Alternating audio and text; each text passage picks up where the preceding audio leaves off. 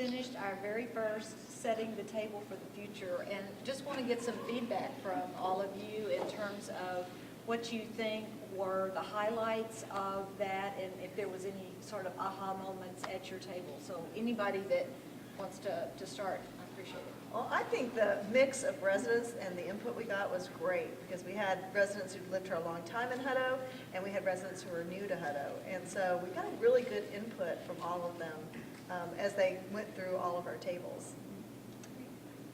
What I enjoyed seeing was just a lot of new faces, a lot of unfamiliar faces, so we really got a kind of new set of voices for tonight. So I was encouraged to see that.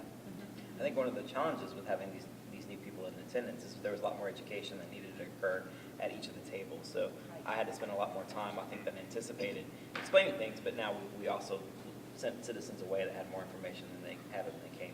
And we set the table up, and I would concur that we had a lot of residents that were here that I haven't seen at other planning sessions that are longtime residents that may not have really realized the things that we have done or put in place, and we're going to change here pretty soon as things continue to grow.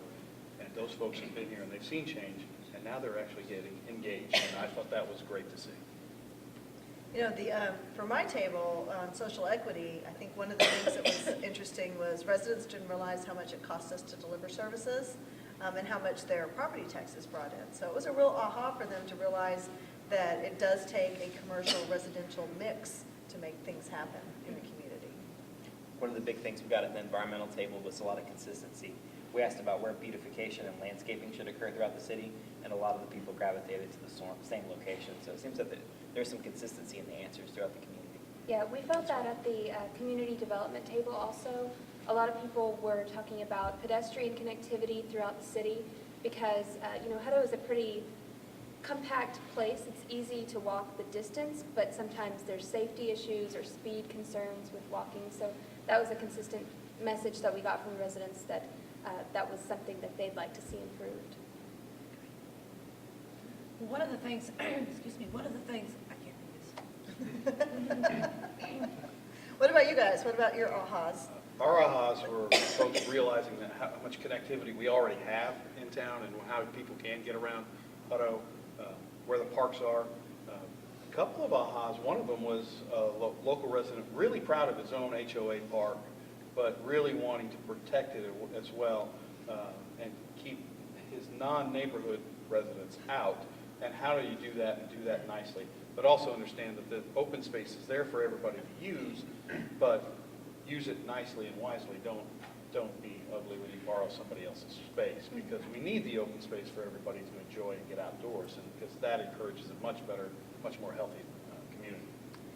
There are a lot of good ideas kind of being thrown out at the transportation station, and one of which kind of stuck with me, that just something I don't think, I certainly haven't thought of before, was is there something that the city could do as far as recommending alternative routes, as far as kind of avoiding traffic, but also from a pedestrian standpoint? Is there something that city staff could recommend as far as pedestrian connections that maybe you residents aren't aware of on how to get from point A to point B?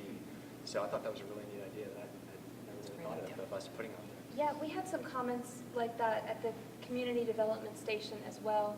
People pointing out bike routes that they regularly took from the north side of town to the south on both sides, but there was a point where what could be a loop was kind of cut off by some development. So sometimes it's not likely that we can repair that, but at least we can learn from that and try to avoid that in future development and ensure that those connections exist.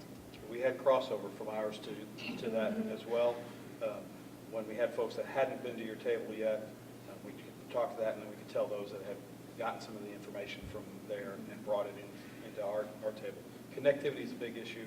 It's nice to see a lot more residents taking advantage of cycling as well as the walking on paths and our trails, and really exposing the fact that we've met kids at Fritz Park that have ridden all the way from Glenwood and never crossed a major highway. They've used sidewalks, streets, and trails and never had to cross 79 on the railroad unsafely. They've been able to use our trails in a safe method and to get from one side of town to the other. So Micah, what about environment? What was the big one? I think the biggest question we got, or the biggest response we got initially was people were surprised to find out that we only have 65% of households participating in our recycling program. And so we talked quite a bit about incentives and encouraging people to be aware of that program. And a lot of it came down to education. We found out through the group that we need to do a lot more in our educational fronts. Well, this was just the first, Yes. hopefully, of more of these types of programs and better communication between us and our citizens. Lot of things we can do now, Yeah. so. And But we're they going to went keep home the with- conversation going with the social Yes. media, and the website with the future Hutto will be active even after tonight to keep that conversation going. I would thank all those businesses because they all went home with full bellies as well. So Right. thank you to those folks for coming out and making it a special night.